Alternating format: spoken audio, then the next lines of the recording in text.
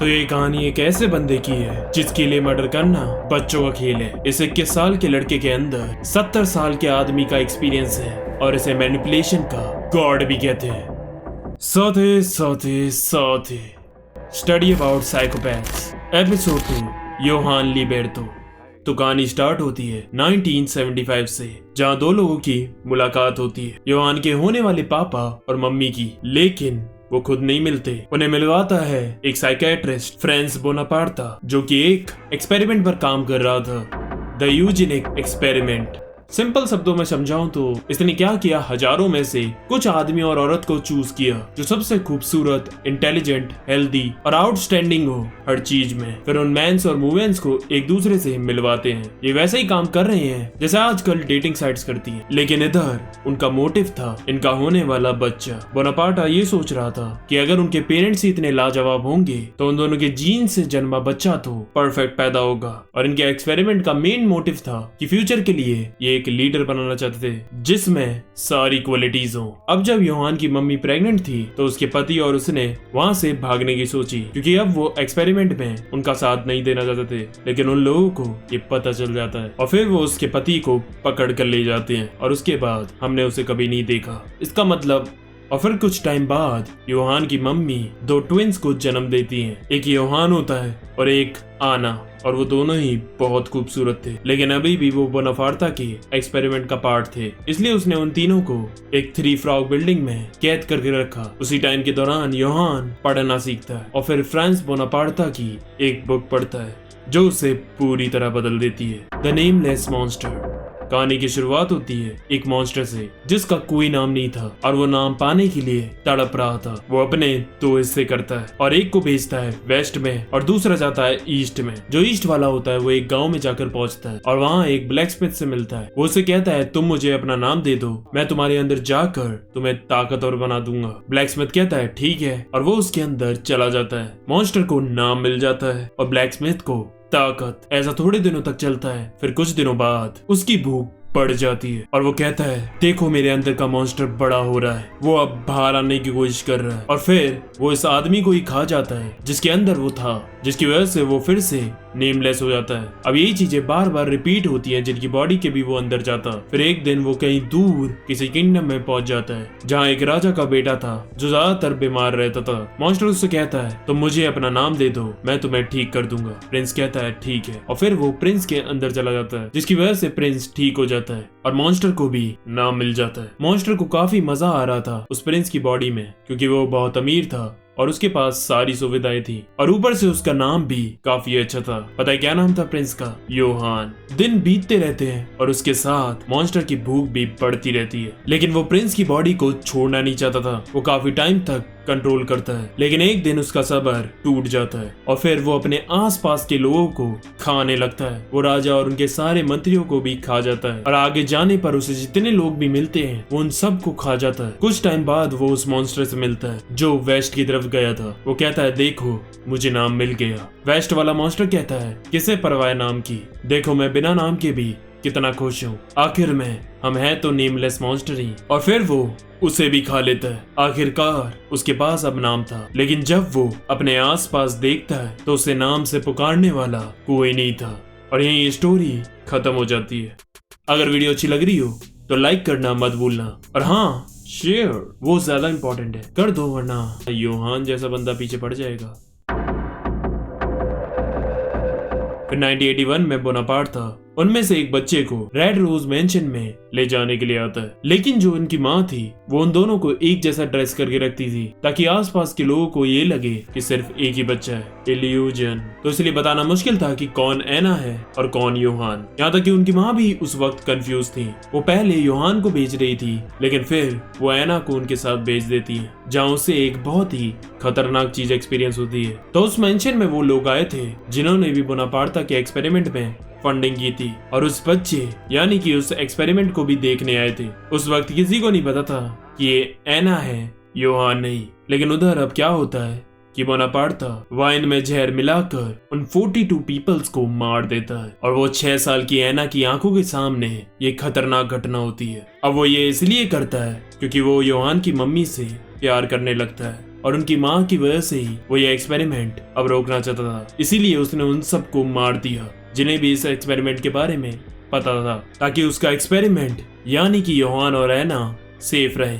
देख रहे हो प्यार क्या क्या करवा देता है। लेकिन इधर एक और ट्विस्ट था। वहाँ असल में 46 बॉडीज मिलती हैं, जिसमें वो बाकी के 4 लोग, योहान की मम्मी, योहान, एना और खुद बोनापार्ट था। लेकिन ये भी उसका प्लान था। उसने ऐसा दिखाया कि वो और योहान की फैमिली उस इंसिडेंट में खत्म हो गए, लेकिन असल में वो चारों जिंदा हैं। और इसी इंसिडेंट को कहा जाता है the red rose mention incident.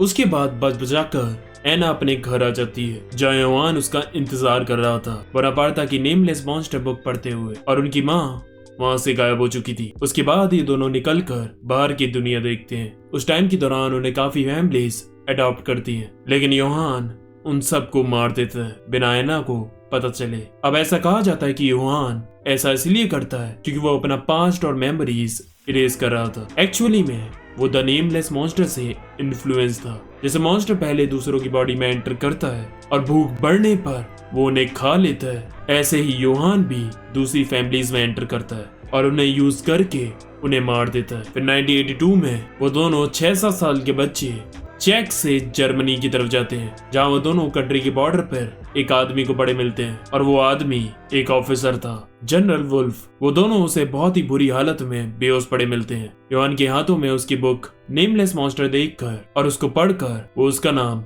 Yohan ही रख देता है। अब वो उन दोनों को ईस्ट जर्मनी के अनाथ आश्रम में भेज देता है, एना को ऑर्फेन्स 47 में और योहान को किंडरहाइम 511 में, जहाँ बच्चों पर एक्सपेरिमेंट्स होते थे। उनका ब्रेन वॉश करके उन्हें सुपर सोल्जर बनाया करते थे। योहान ने उधर 3 साल बिताए, लेकिन फिर एक दिन वहाँ एक बहुत ही खतरनाक घटना हुई। वहाँ के सारे बच्चे और सारे डॉक्टर्स ने हमला करके एक दूसरे को मार दिया, और ये सब योहान आराम से ऊपर बैठकर देखता है, क्योंकि उसने ही उन्हें मैनिपुलेट करके एक दूसरे के लिए भड़काया था। उस घटना में किंडरहाइम में आग लग जाती है और वो पूरी तरह तबाह हो जाता है, लेकिन योहान और कुछ लोग वहाँ से लकीली बचकर निकल जाते हैं। आगे बढ़ने से पहले अगर तुमने इस सीरीज का पहला एपिसोड नहीं देखा है तो उसका लिंक डिस्क्रिप्शन में जाकर देखना जरूर। ग्रिफिथ की स्टोरी बताइए, और हाँ, मेरे सोशल मीडियाज को भी एक बार चेक कर लेना, क्योंकि उधर मैं अपडेट्स देता रहता हूँ अपनी नई वीडियो के ऊपर। अब इस घटना के बाद योहान को एक लिबर्तो फैमिली अडॉप्ट करती है, और वो उनसे कहकर अपनी बहन को भी अडॉप्ट करवा लेता है। और फिर 1986 में वो फैमिली ईस्ट जर्मनी से वेस्ट जर्मनी के डूसलडोर्फ में रहने आते हैं, और यहीं से हमारे मॉन्स्टर की स्टोरी एक्चुअली में स्टार्ट होती है। अगर तुमने देखा हो तो तुम्हें पता होगा। उसके बाद एक दिन बोनापार्ट योहान से मिलने आता है, और उसी रात योहान गन लेकर लिबर्तो फैमिली को उड़ा देता है। और जब एना ये सब देख लेती है तो वो उसे गन देकर अपने आप को शूट करने के लिए कहता है, और एना ऐसा कर भी देती है। उसके बाद हमारे मेन प्रोटैगनिस्ट डॉक्टर केंजो तैनमा की एंट्री होती है, जो कि वर्ल्ड क्लास सर्जन है, और वही योहान को मौत से वापस लेकर आता है। लेकिन वो इस बात से अनजान था कि वो एक मॉन्स्टर को बचा रहा था। फिर योहान बच जाता है, और उसके बाद हॉस्पिटल में उन डॉक्टर्स को कैंडी में जहर देकर मार देता है, और फिर अपनी बहन एना को लेकर वहां से भाग जाता है, और अपनी बहन को एक फॉर्टनर नाम की फैमिली के साथ छोड़ देता है। अब कहानी सीधा छलांग मारेगी 1995 पर, लेकिन इन 9 सालों में योहान क्या क्या करता है। तो योहान इधर से उधर दूसरी फैमिलीज में अडॉप्ट होता रहता है, और उनका यूज करते हुए उन्हें मारता भी रहता है। पहले हिल्डरबर्ग, उसके बाद म्यूनिक, फिर कोन, जहाँ वो एक स्कूल में कुछ वक्त रहता है, और वहां से निकलने से पहले उस स्कूल को भी जला देता है। दूसरी फैमिलीज के साथ रहने के बाद फिर 1990 में वो फ्रैंकफर्ट की फैमिली के पास पहुंचता है, जिनका सरनेम भी लिबर्तो था, और इनके बेटे का नाम भी योहान लिबर्तो था। लेकिन वो पहले ही मर चुका था, और उसके डेथ के रिकॉर्ड्स और सर्टिफिकेट्स भी मिसिंग थे। ये सब भी योहान का ही काम था, और फिर वो उनका बेटा बनकर उनके साथ रहता है। उस टाइम वो अंडरवर्ल्ड के लिए काम कर रहा था, और वो इतना स्मार्ट होता है कि वो उनके पैसों को वाइट करने का भी तरीका निकाल लेता है। सोच रहे हो, वो 14-15 साल की उम्र में मिलियंस की डील कर रहा है, वो भी क्रिमिनल्स के साथ। अब कहानी आती है 1995 पे, जहाँ एक क्रिमिनल था, लेकिन घायल होने की वजह से वो हॉस्पिटल में एडमिट था, और उसका इलाज डॉक्टर तैनमा कर रहा था। और पता है, उस क्रिमिनल को योहान ने पहले अपॉइंट किया था अपने किसी फॉस्टर पेरेंट्स को मरवाने के लिए। लेकिन तुम्हें पता है योहान का तरीका, वो अपना पास्ट मिटाता रहता है और इसीलिए वो इस क्रिमिनल को भी मारने के लिए आता है। और वहीं डॉक्टर तेनमा और योहान फिर से मिलते हैं, जहाँ तेनमा की आंखों के सामने वो उसे मार देता है और वहाँ तेनमा को रियलाइज होता है कि उसने एक मॉन्स्टर की जान बचाई थी। उसके बाद योहान का टाइम आ चुका था एना को वापस लाने का। एना को उसने वादा किया था 9 साल पहले कि मैं तुम्हारे 20th बर्थडे पर तुम्हें लेने आऊंगा। एना जो अभी नीना फॉर्टनर है, उसे 9 साल पहले का कुछ भी याद नहीं है। ये समझ लो कि उसकी ये दूसरी लाइफ चल रही है। योहान करप्टेड पुलिस ऑफिसर को पैसे देकर फॉर्टनर पेरेंट्स को मरवा देता है, लेकिन दिक्कत आने की वजह से वो अपनी बहन से मिलने का प्रोग्राम पोस्टपोन कर देता है। वीडियो ज्यादा लंबी और बोरिंग ना हो जाए इसलिए अब थोड़ा जल्दी जल्दी चलते हैं। उसके बाद आगे 3 साल में योहान बहुत बड़े बड़े कांड करता है। वो एना से दोबारा मिलने का ट्राई करता है और उसके लिए एक मैसेज भी छोड़कर जाता है, मेरे अंदर जो मॉन्स्टर है वो दिन ब दिन बड़ा हो रहा है और अब बाहर आने की कोशिश कर रहा है। उसके बाद वो एक बड़े बिजनेसमैन को मैनिपुलेट करके उसका एडवाइजर बन जाता है और बाद में उसकी आंखों के सामने उसकी लाइब्रेरी चला देता है। और यहाँ फिर से योहान तेनमा के मुंह के सामने से चला जाता है, लेकिन तेनमा उसे गोली नहीं मार पाता। उसी दौरान वो बच्चों को एक खेल भी सिखाता था जिसमें उन्हें बिल्डिंग्स के रूफटॉप पर खड़ा होकर आंखें बंद कर कर चलना होता था। इस खेल में हार या जीत से फर्क नहीं पड़ता। असल में इस खेल को खेलने के बाद तुम इस दुनिया को एक नए नजरिए से देख पाओगे और इस खेल के कारण कई बच्चे मारे जाते हैं और फिर वो उस पुलिस वाले को भी मार देता है। अभी बताया था ना फ्रैंकफर्ट वाले लिबर्टो फैमिली, जिसमें एक और योहान लिबर्टो था, तो इसका राज उस पुलिस वाले को पता चल गया था, इसलिए योहान उसे भी निपटा देता है। फिर वो कुछ साइकोपैथ्स और क्रिमिनल्स को बिना मिले सिर्फ एक शब्द से मैनिपुलेट करके उनसे हत्या करवाता है। उसके बाद वो एक एक करके उन सभी को मार देता है जिसके साथ भी उसने काम किया और जिसका भी कोई कनेक्शन था बोनापार्टा से, क्योंकि योहान को फाइनली रियलाइज हो गया था कि असल में जो मॉन्स्टर है वो उसके अंदर नहीं बल्कि बाहर है, यानी कि बोनापार्टा, जिसकी बुक के इन्फ्लुएंस से वो ऐसा बना। और अब फाइनली वो जाता है रुएनाइम परफॉर्म करने अपना परफेक्ट सुसाइड, क्योंकि वो अपनी जिंदगी जी चुका था। जो भी हम पूरी जिंदगी में एक्सपीरियंस करना चाहते हैं ये वो 23 साल की उम्र तक कर चुका था। और अभी 1988 है और योहान रुएनाइम पहुंचता है बोनापार्टा से मिलने, जो पता नहीं कितने सालों से उस छोटे शहर में छुपा हुआ है और वहाँ एक होटल चला रहा है। योहान अपने साथ अपना साथी रोबर्टो को भी अपने साथ लेकर आता है और वो दोनों उस शांत से छोटे विलेज में सिर्फ कुछ ही घंटों में खून खराबा कर देते हैं। और फिर कुछ टाइम बाद वहाँ बारिश होने लगती है और फिर योहान खुद चलकर आता है डॉक्टर तेनमा के पास उसके हाथों मरने के लिए और पॉइंट करता है अपनी फिंगर अपने हेड की तरफ। पूरे शो में तेनमा का गोल बस एक ही था कि उसे योहान को मारना है, लेकिन वो अभी भी हेजिटेट हो रहा था, इसलिए वो तेनमा को इंस्टिगेट करने के लिए वहाँ खड़े छोटे बच्चे पर बंदूक तान देता है। देखो योहान का मेन मोटिव यही था कि वो दूसरों का मॉन्स्टर उनके अंदर से बाहर निकलवाना चाहता था, क्योंकि देखो यार, जैसे अच्छाई है तो दूसरी तरफ बुराई भी, ऐसे ही हम सबके अंदर एक मॉन्स्टर भी होता है, लेकिन हम उसे बाहर नहीं निकलने देते। और योहान का पर्पस था इस बात को प्रूव करना कि तेनमा जैसा इनोसेंट बंदे के अंदर भी एक मॉन्स्टर छुपा है। अब तेनमा अपना मॉन्स्टर बाहर निकाल कर उसे गोली मार पाता उससे पहले इस साइड से आता हुआ उस बच्चे का नशेड़ी बाप अपने बच्चे को बचाने के लिए योहान के सर पर गोली मार देता है और यही उसका परफेक्ट सुसाइड पूरा हो जाता है। लेकिन ऐसे कैसे, मॉन्स्टर को थोड़ी ना जीतने देंगे, तो कहानी अभी बाकी है मेरे दोस्त।